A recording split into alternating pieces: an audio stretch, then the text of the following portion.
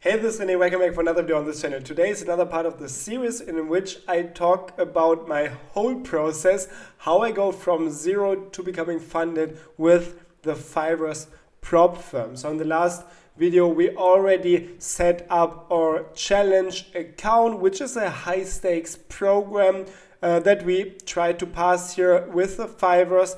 And it's really important that if you trade with the Fivers or any prop firm, you always need to remember they want to make you fail. So for this reason, it's really important to also have a look at the trading rules that they have. And there are a bunch of rules. So in this video, we will have a look at this rule set, and then we will have a look also at the program that I want to use to pass this challenge, which will be my range breakout expert advisor. And then we will also have a look at how we need to modify this exact program so it is safe pretty much for the prop firm trading, and we do not get problems with any of these rules. So that's really important. You will learn exactly which program I use. You will see all of the code, so you can use the exact same program if you want. And yeah, let's go. So here on the prop firm website of the Fivers, you can see if I go to the not the hyper growth, but the high stakes program, which is the one that I do with this two-step process, we can see down here all of the characteristics and rules, or the most important rules that we do have for this. And we see like it's pretty chill. Like we have a good leverage, we can stay inside of our drawdown stuff, etc, etc. We can hold overnight and over weekend, everything is good. But this rule here, it might be a problem, because holding open trades over news is allowed, but executing trades during news events, so 2 minutes before or after, or like in the meantime, it is not allowed. And then we would get a problem, or at least a huge disadvantage, if you read more about it in on the website, because it says like basically if you trade during news you can do so, but if you make losses, these are your losses, but if you profit, they will just not give you the profits, which is a little bit tricky, but we can easily solve this by just adding a news filter to our strategy. So what we can also read here, like for high stakes, we have this news filter. Then they say they refer to the Forex Factory calendar. So if we go to the Forex Factory calendar, you can see here, this is the Forex Factory website, and they are especially referring to the high impact news events. So all of the red news events are the ones where we are not allowed to trade. It's really important. All of these news events could be important, because they say it's not only limited to USD events, but instead every event that could impact your currency that you want to trade or the market, it basically falls under this news trading rule. So what we will do is we will take a program, like the range breakout program that I want to use for my challenge, and then we will add this news filter. And how can we do this? Since we are on the Forex Factory already, we can see like here it is on the website, so it's very readable for humans, but this is not so good for automated trading and for scraping this information from the web. I think it would still be possible, but it's just a huge effort, and it's not necessary, because if we go here on the left side, we can see there are weekly exports directly from the Forex Factory. So they provide an API for us, and if we click on this JSON here, or if I open it in a new tab, you can see all of these news are also on this website here with this specific link here. Actually, we don't really need this part, I think. But yeah, you can see here, we see all of the news. It's a little bit messed up, but if we go to this formatting here, which is in the browser to format it, you can see it's a beautiful JSON format. So we will get an array of all of these news events. I will not explain in detail what the JSON format is, but in general, it's just a specific form of displaying data in a string, so in a text format, so you can have different JSON objects or different types of information just in a very good and readable and sorted way. So you can see here we always have the title, the country, the date, the impact of all of the news events that we are facing this week. So this is exactly what we then want to use in the MetaTrader when we add the news filter to our program. So what program are we talking about? I will not create a completely new program because it's not necessary, and I will refer to this program here. So make sure to watch this programming tutorial. It's called ORB, Open Range Breakout Strategy Coding Tutorial for MT5, mql5 Range Breakout Expert Advisor. You will find it on my channel, and I think I will also post it below the video or link it below the video if I don't forget it. But it is this video, so make sure to watch this video and code exactly what I coded in this video. It is the basis for what I will explain in the next minutes. Okay, so with this being said, we can close a few of these pages. And then, let's now add this news filter. So here I do have my MetaTrader already. I don't want to trade here right now. But here in the MetaTrader, I will now open my meta editor.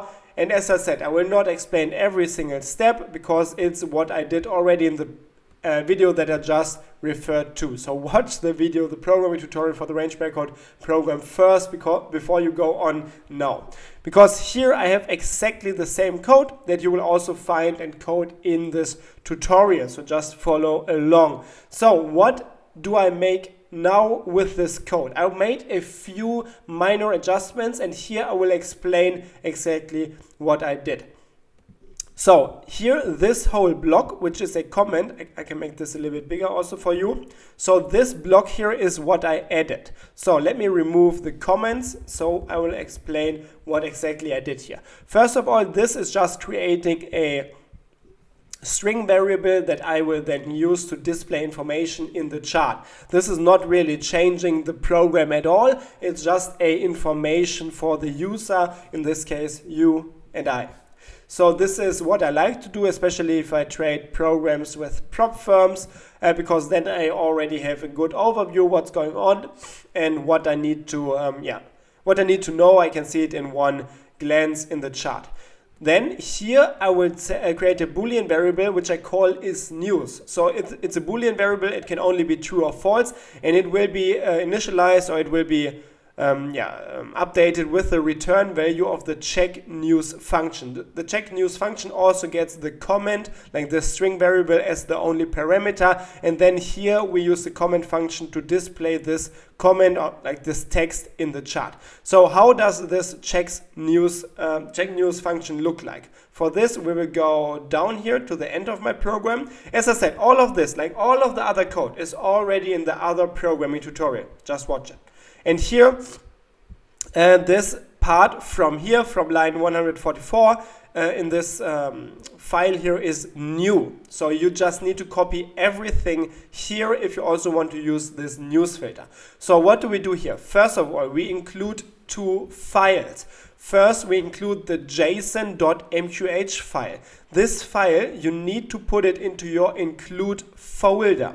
So you will find here in the navigator on my left side, there in the include folder, there is this JSON.mqh file. If I open it, you can see it's a file that contains a lot of code, and it's basically helping you to work with this JSON format that I showed before. So you can see here, like this is the so-called JSON format. It's just a specific formatting type, and this file, or this class here, this CJVal class, is helping us to work with this data. So we will use this later on, but for this reason we will have to include it here. So now you are asking yourself, how do I get this JSON.mqh file? That's a good question, because it's not by default in the MetaTrader 5. You have to download it and add it to your MetaTrader 5. So what you need to do is you need to go to this to the mql5 forum, or you just go to Google basically. I will show you the steps. So you go to Google and then you type mql5 JSON, and then here you will see a bunch of suggestions, and we will want to look for this one, JSON serialization and deserialization native MQL. It's the one by, I don't know where the author is. It's not visible here, but yeah, you can see here, it's the one that you want. I will also link it below this video on YouTube here if I don't forget. So here you can see there's the include file. This is the one that you want to download because this is exactly the one that I also have. So here you just click on this file, blah, blah, blah. You will download it.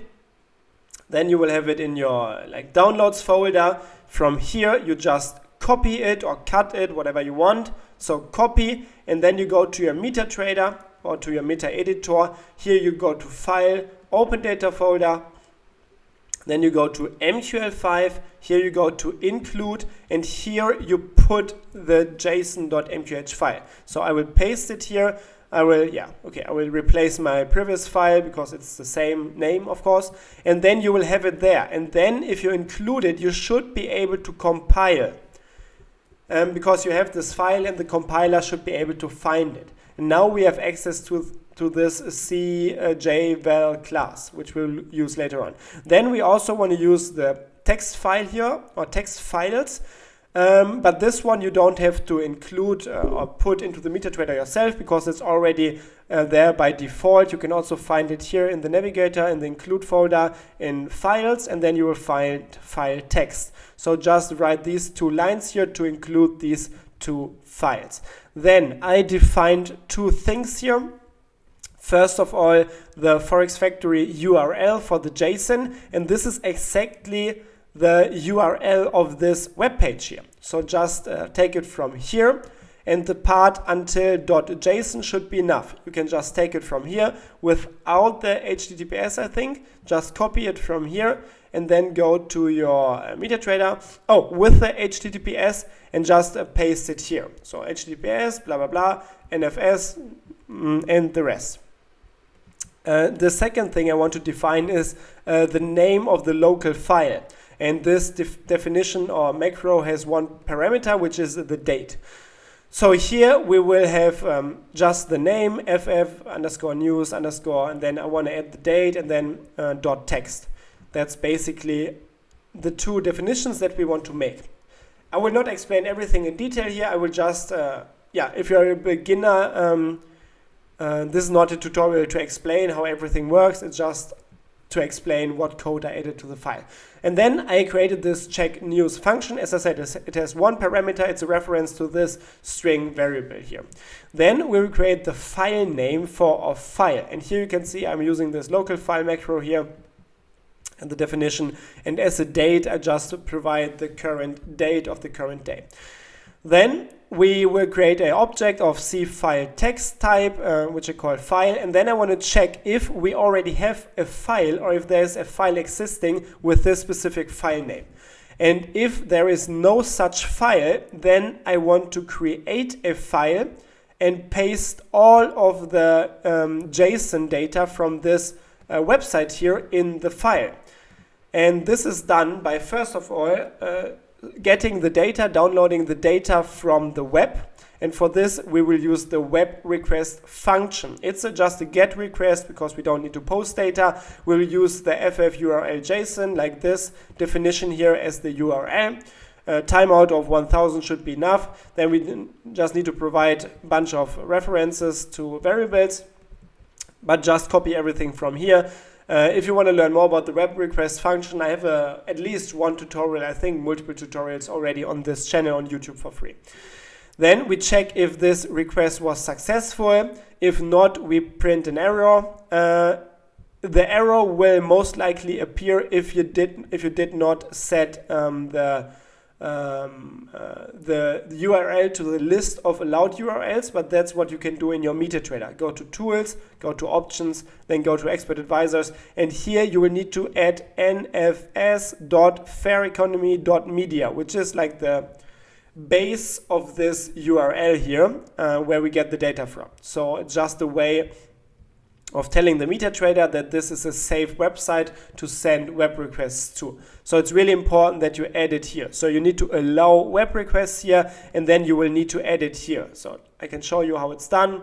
So if it would not be here, you can just tick allow web requests if it's not ticked, and then you double click here, add URL, add a new URL, and then you add this URL, and then you click on OK, and then it should be fine. So then, after downloading successful, we will get our JSON string. It's now in the result character array here, and we want to convert it to a string. And then we just paste or print or write the string to our file here. And this is why we have the file. So we open the file to write in it, and if we could open it, we want to write the string, this JSON string, and then we want to close the file. That's basically it. And otherwise, if we cannot open, we can print an error message, but it's not super important, of course. Here we should use share read, I think. It's better. Okay, so next up, we create another variable, which is a JSON string. Don't be confused if I choose the same name, it's a different variable because it's a different scope. And then here we just open the file again, we read from the file, we update our JSON string variable with the text that we find in this file, and then we close the file. So you're asking maybe, why do we even need the file? Why cannot we just take the information from the JSON web request here, or from the web request where we get the JSON data? The problem is, I can also show it to you, like if I call this website here multiple times, I think like this, it's not working because it's storing it in the cache somewhere. Okay, I can call it multiple times here, it's not a problem. But if I want to do it from my program, it will be a problem at some point because it will say that I can only have a limited amount of web requests for every 5 minutes. And this is why we could get a problem if we, for example, request from the Forex Factory API every single second or every single tick.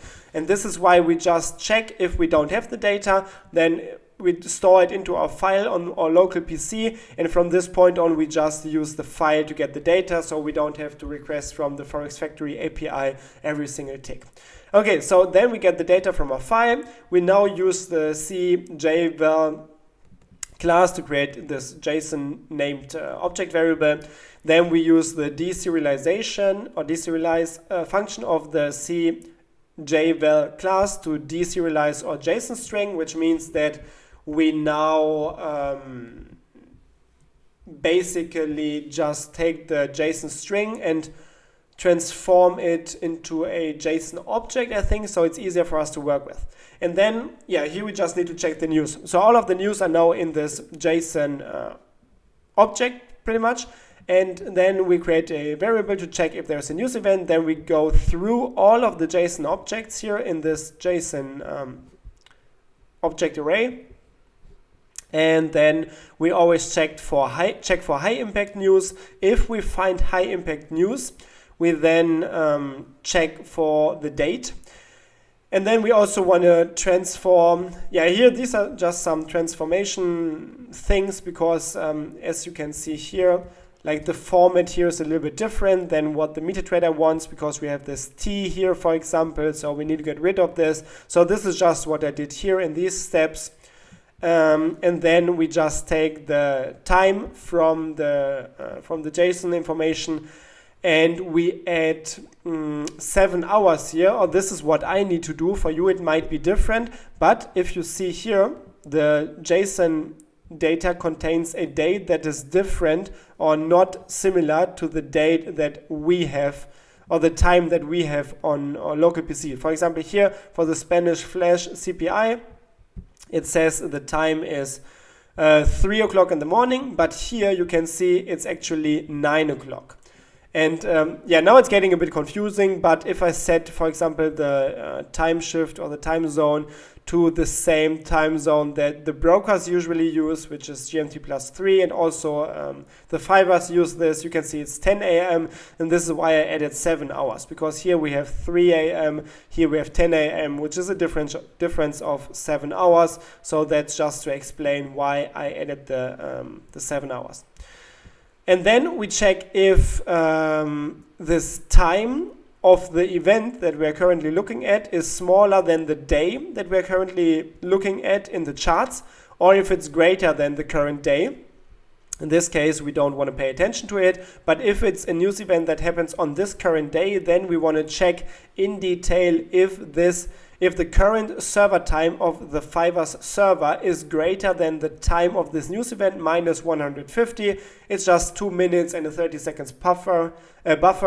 And then we also check if the time is smaller than the time of the news event plus 150 seconds. If we are inside of this time corridor, it means that we are currently looking at a news event and it's currently inside of this 2 minute barrier where we should not trade. And in this case, we just set the is news variable to true. And then here we update the comment variable that we pass as a parameter to the function here. It's a reference to this comment variable. And that's basically it. So yeah, here you can see, I will show you the whole part of this line. It's just we concatenate a lot of like strings. And yeah, just copy everything from here and pause the video if needed. And at the end, we just return this is news variable from the check news function.